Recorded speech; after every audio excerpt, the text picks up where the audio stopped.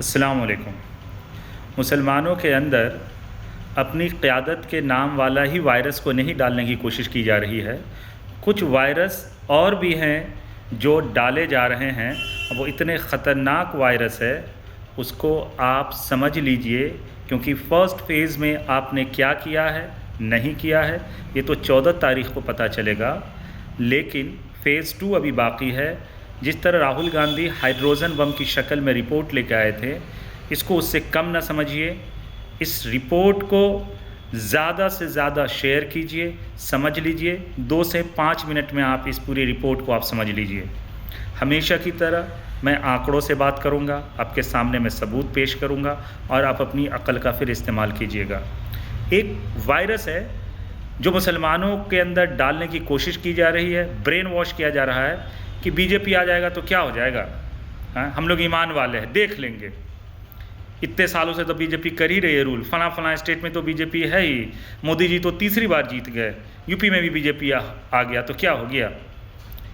दरअसल ये वो लोग बोलते हैं जो क़यादत के नाम पे आपके वोट को ठगना चाहते हैं, मतलब वो अपनी हिस्सेदारी के लालच में, अपने कैरियर के लालच में, अपनी नेतागिरी के लालच में आपके अंदर ये वायरस डालते हैं, ब्रेन वॉश करते हैं। जबकि हकीकत यह है कि आप ईमानदारी से उन तमाम राज्यों के मुसलमानों से जाकर पूछिए जहाँ जहाँ बीजेपी है कि उनका हकीकत में हाल क्या है। पाइल्स बवासीर तो आपने सुना ही होगा, उससे कम आप उनके हालात को नहीं समझेंगे। बवासीर में क्या होता है, इंसान न बता पाता है न छुपा पाता है। आप यूपी के मुसलमानों से जाके पूछ लीजिए, असम के मुसलमानों से जाके पूछ लीजिए, एमपी के मुसलमानों से जाकर पूछ लीजिए, गुजरात के मुसलमानों से जाके पूछ लीजिए। तमाम स्टेट्स में जहाँ जहाँ बीजेपी रूल कर रही है वहाँ के मुसलमानों के हालात को कहिए अल्लाह और रसूल का हवाला है, तुम्हें सच्ची सच्ची बताओ कैसी हालत है तुम्हारी। इसलिए जो लोग ये कहते हैं कि बीजेपी आएगा तो क्या हो जाएगा, उनके लिए सबक है कि वो जाएं, घूमें और ग्राउंड रियलिटी को जाके चेक करें। एक और अहम बात जो ये कौम समझने के लिए तैयार नहीं है, ख़ास तौर पे युवा वर्ग 18 से 25 साल वाले, कि बीजेपी जिस राज्य में आ जाती है, गौर से समझिएगा इस बात को, बीजेपी जिस राज्य में आ जाती है वहाँ से उसको रिप्लेस करना मुश्किल हो जाता है। यूपी में आया, रिप्लेस नहीं हो पाया, एमपी में आया, रिप्लेस नहीं हो पाया, गुजरात में आया, रिप्लेस नहीं हो पाया, असम में आया, रिप्लेस नहीं हो पाया। अगर बिहार में आ गया आप रिप्लेस नहीं कर पाओगे। उनका जो कैलकुलेशन है, उनकी जो मेहनत है, उसको समझिए वो कैसे काम करते हैं। असम में पता है आपको मुसलमानों का परसेंटेज कितना है, यानी कितने प्रतिशत मुस्लिम वोटर्स असम में हैं? 35 से 40%, यानी ऑफिशियली 35% कह रहे हैं, लेकिन इस 5 सालों में वोटर्स ज़रूर बढ़े होंगे, तो मैं 35 से 40% यकीनी तौर पे आपको बता रहा हूँ, आप डेटा चेक कर सकते हैं। अब ज़रा सोचिए कि जहाँ 35 से 40% हो, वहाँ आप तसव्वुर कर सकते हैं कि वहाँ बीजेपी की सरकार बन जाए, एक बार नहीं 2-2 बार बन जाए। सोचिएगा, जहाँ 28%, 25% मुस्लिम वोटर्स हो, वहाँ यूपी जैसे राज्य में बीजेपी की सरकार बार बार बन जाए। ये मुमकिन क्यों हुआ है, कैसे हुआ है, इसके फॉर्मूले को अगर आप समझ जाएंगे तो आप सुधर जाएंगे। असम में भी बदुद्दीन अजमल साहब को असदुद्दीन ओवैसी वाली बीमारी लगी अपनी क़यादत की। आंकड़े हैं, जाके चेक कर लीजिएगा। बदुद्दीन अजमल साहब ने भी यही नारा दिया, अपनी क़यादत, अपना नेता। नतीजे में क्या हुआ, वो हिंदू वोटर्स जो कांग्रेस को वोट करते थे वो कंसोलिडेट हो गया बीजेपी की तरफ, और मुसलमान का वोट कांग्रेस और AIUDF में बट गया। समझिएगा गौर से कि मुस्लिम की पार्टी आने से क्या होता है, उसके चुनाव लड़ने से, उसकी पार्टी बनाने से इम्पैक्ट क्या होता है कि जिस राज्य में 35 से 40% मुस्लिम वोटर्स हो, वहाँ बीजेपी फुल फ्लेज 60 सीट जीत के लाती है और सरकार बना लेती है, और दोबारा भी सरकार बना लेती है। नतीजा का इम्पैक्ट देखिए, मदरसा ख़त्म, डिटेंशन सेंटर में मुसलमान सड़ रहे हैं। अभी आपने यूपी में देखा होगा सर्कुलर कि तबलीगी जमाती भाइयों के लिए एक फॉर्म आया है कि आप किस डेट में शहर में आए, किस डेट में निकले, कहाँ ठहरे, अब भर के जमा करेंगे। ये जो इम्पैक्ट है इसको एहसास वो लोग करेंगे जिनका ज़मीर जिंदा है, जो खुदगर्ज नहीं होगा, जिसको अपने फ़ायदे नुकसान की परवाह नहीं होगी, जो कौम की सच्ची मोहब्बत रखेगा, उसके अंदर ये बेदारी आएगी। इस फॉर्मूले को समझेगा कि क्यों मुस्लिम पार्टी को फ़रोग़ दिया जा रहा है और उन स्टेट्स में दिया जा रहा है जो हिंदी भाषी स्टेट्स है। समझिएगा, आपके जहन में ये भी सवाल रहता है कि हैदराबाद के अगल बगल राज्यों में ओवैसी क्यों नहीं जाता है। कर्नाटक में ऑलरेडी बीजेपी मजबूत है। तमिलनाडु में क्योंकि भाषा तमिल अलग है, वो हिंदी बेल्ट नहीं है, नहीं तो वहाँ भी ओवैसी पहुँच जाते। देखिए ओवैसी कहाँ पहुँच रहे हैं, महाराष्ट्र में हिंदी बेल्ट में, काव बेल्ट में, वो पहुँचते हैं यूपी, वो पहुँचते हैं असम। असम में क्यों नहीं पहुँचे हैं, सॉरी, क्योंकि असम में ऑलरेडी ओवैसी का एक ऑल्टरनेट ऑलरेडी है जिसने मुसलमानों को हमेशा के लिए बर्बाद कर दिया। ख़ुद तो हज़ारों करोड़ की कंपनी लेके बैठे हुए हैं बदरुद्दीन अजमल साहब, उनका कुछ नहीं किया। किसका किया है? कौम का। वही कौम जिसको इंजेक्शन दिया गया था, क़यादत क़यादत क़यादत वाला इंजेक्शन, वहाँ बीजेपी आ गई। आंकड़ों को जब आप पढ़ना शुरू करेंगे तो यकीनी तौर पे चीख चीख के आंकड़े बताते हैं कि बीजेपी जहाँ पे 2% 4% उनका वोट शेयर रहता है, ओवैसी या मुसलमान की कोई पार्टी जैसे वहाँ काम करना शुरू करती है, खड़ा होती है, तो जो हिंदू सेकुलर वोट है वो कंसोलिडेट बीजेपी तरफ होना शुरू होता है। यानी जहाँ बीजेपी का पेड़ भी नहीं होता है वहाँ बरगद बन जाता है। असम में पौधा था छोटा सा बीजेपी का, सोच भी नहीं सकता था कि वहाँ उसकी सरकार आ जाएगी, क्योंकि वहाँ 35 से 40% मुसलमान थे। आज क्या है? बरगद का पेड़। यानी बीजेपी वहाँ फुल फ्ले दूसरा टर्म वहाँ रूल कर रही है। यूपी भी वही मिसाल है। तो ओवैसी साहब का असल एजेंडा है क्या है? आका के इशारे पे वो उन हिंदी बेल्ट में जाकर के चुनाव लड़ते हैं, उस मुस्लिम बहुल सीट पे जहाँ मुस्लिम वोट डिवाइड हो जाए और बीजेपी का जो सेकुलर वोट जो है हिंदू का, वो बीजेपी की तरफ कंसोलिडेट हो जाए, यानी बीजेपी का परसेंटेज बढ़ जाए और धीरे धीरे वहाँ जो दूसरी पार्टी है वो ख़त्म हो जाए और बीजेपी एक सिंगल लार्जेस्ट पार्टी बन जाए और वहाँ बीजेपी आ जाए। और आप देखेंगे अगर आप नहीं सुधरे, वो दिन दूर नहीं है कि बीजेपी की सरकार बिहार में भी होगी। और बिहार, असम, यूपी में बीजेपी की सरकार होने का मतलब ये है कि आप केंद्र में कभी भी रिप्लेस नहीं कर पाएंगे बीजेपी को। कागज़ पे कहीं लिख के रख लें, अल्लाह करे मेरी उम्र भी लंबी हो, आप लोग की उम्र लंबी हो, क्योंकि बड़े बुज़ुर्गों ने हमेशा कहा है कि दिल्ली का रास्ता बिहार और यूपी से होकर गुजरता है। बिहार और यूपी में जितने सीट्स बीजेपी लाई उसकी वजह से वो 2014 का इलेक्शन जीते, फिर वो 2019 का इलेक्शन जीता है, फिर 2025 का भी इलेक्शन जीता। आप याद रखिएगा। और सिंगल एजेंडे पे काम हो रहा है, मुस्लिम वोट डिवाइड करने के लिए नहीं, हिंदू वोट को, जो सेकुलर हिंदू वोट है उसको कैसे बीजेपी की तरफ शिफ्ट किया जाए। वो तब शिफ्ट होता है जब AIUDF टाइप की पार्टी खड़ा होती है या AIMIM टाइप की असदुद्दीन ओवैसी जैसी पार्टी खड़ा करती कैंडिडेट। इनको अगर इलेक्शन लड़ना होता, दूसरा मैंने कल एक सबूत आपको ज़िंदा सबूत दिया है, जाले कोई सभाएं, कोई रोड शो नहीं, बिस्पी कोई रोड शो कोई नहीं, वहाँ तो कैंडिडेट ही वापस ले लिया। दरभंगा ग्रामीण कोई रोड शो कोई सभाएँ नहीं, कोयटी में कोई सभाएं कोई रोड शो नहीं। यानी इनका मकसद सिर्फ ये होता है कि हिंदू बेल्ट में जैसे ही आप अपनी पार्टी लेके जाओगे तो जो सेकुलर फैब्रिक है, जो सेकुलर वोट्स हैं हिंदू समाज के, वो तेज़ी से बीजेपी की तरफ शिफ्ट हो जाती है। और धीरे धीरे जिन राज्यों में बीजेपी सोच भी नहीं सकती थी सरकार बनाने का, उनका लंबा एजेंडा होता है।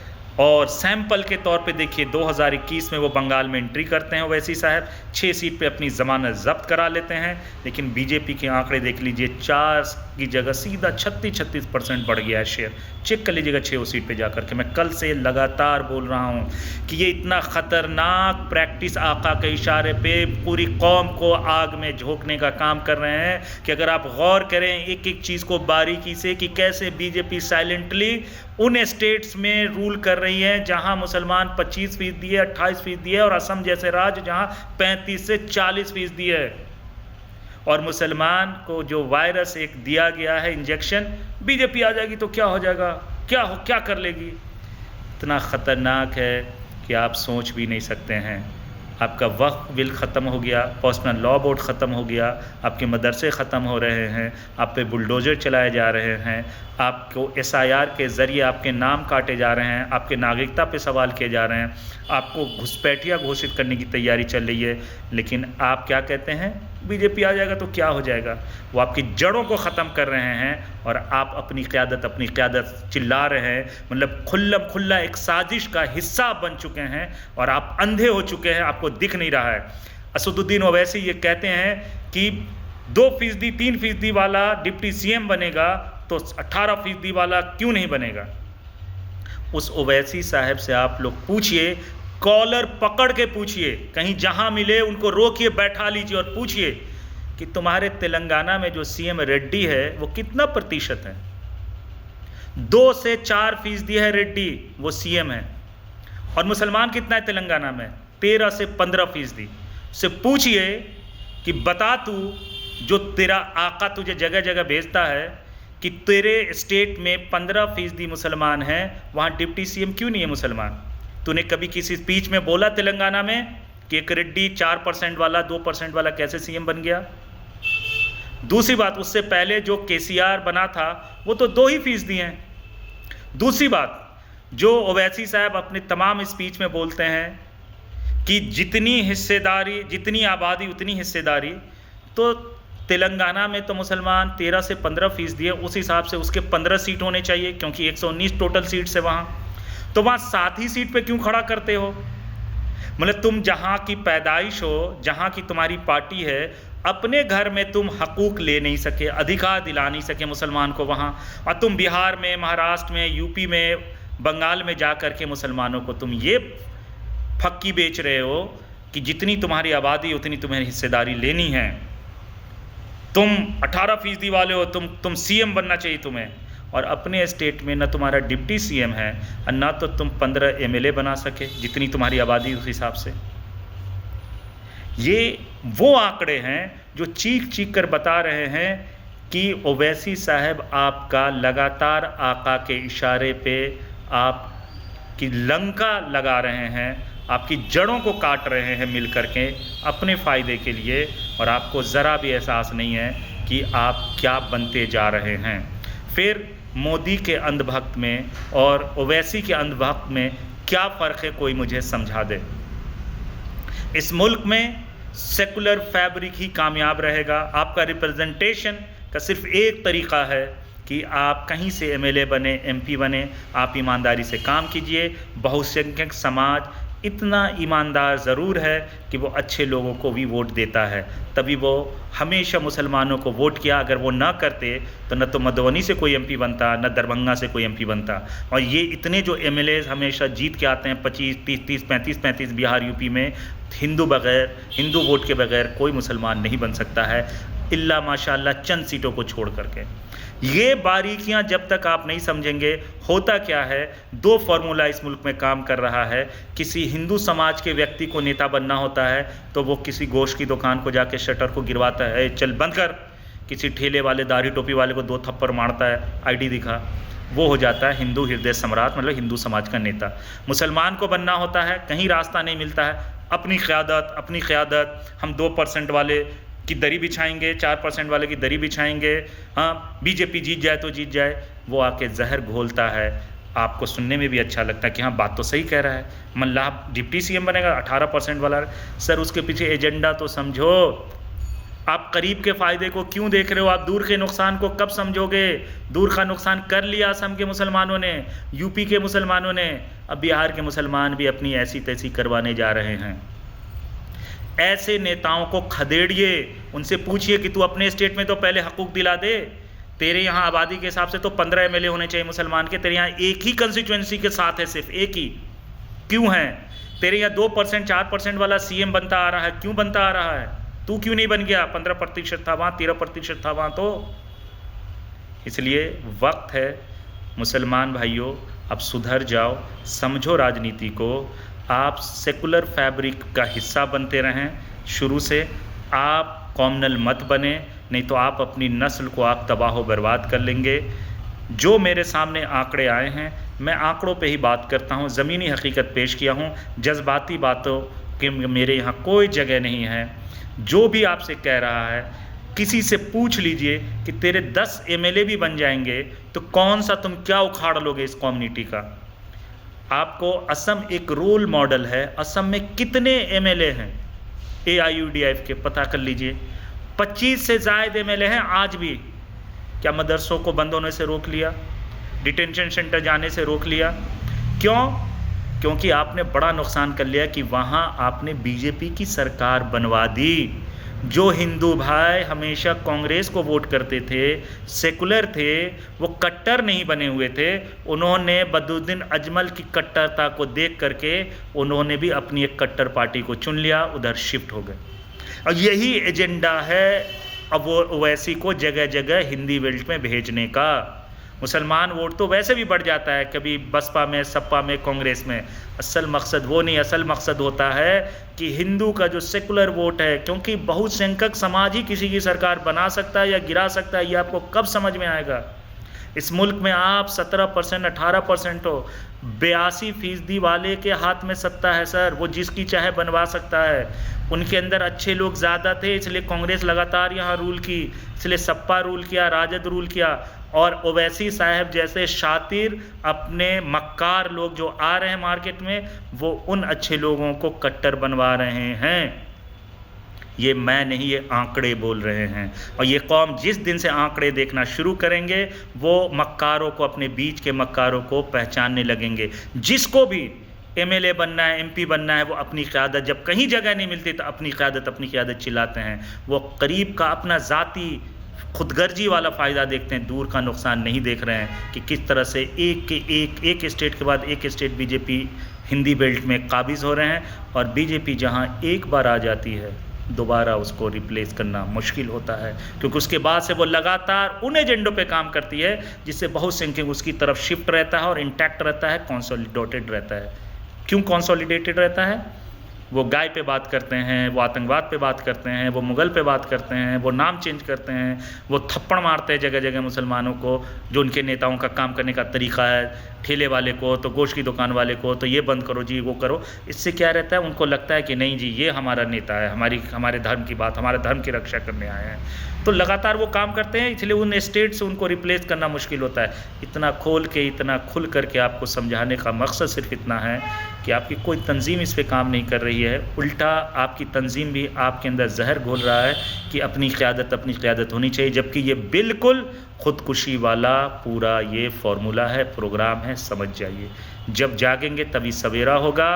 बाहर निकलिए उन खुदगर्ज नेताओं को, जो छुटभइये नेता, जो जुम्मा 4 दिन आए हैं, वो उनको MLA बनना है, MP बनना है, उस लालच में वो आपको आग में झुलसा रहे हैं और अब झुलसते जा रहे हैं। इंशाअल्लाह अगले वीडियो में हो सकता है मैं आपको फिर अच्छी इन्फॉर्मेशन दूँ, लेकिन ये जो आज मैंने इन्फॉर्मेशन आपको दी है, इसको आप जगह जगह पहुँचाइए। आप इसको डाउनलोड कर लीजिए, इस वीडियो को व्हाट्सएप के ज़रिए भेजिए, लिंक शेयर कीजिए। लेकिन ये समझना बहुत ज़रूरी है, बिहार में अगर बीजेपी आ गया, आप रिप्लेस नहीं कर पाएंगे। और फिर आप कहते रहना बीजेपी आने से क्या होता है, बीजेपी आने से क्या होता है। बहुत जल्द समझ में आ जाएगा। यूपी के मुसलमानों को समझ में आ चुका है, बताते नहीं हैं वो।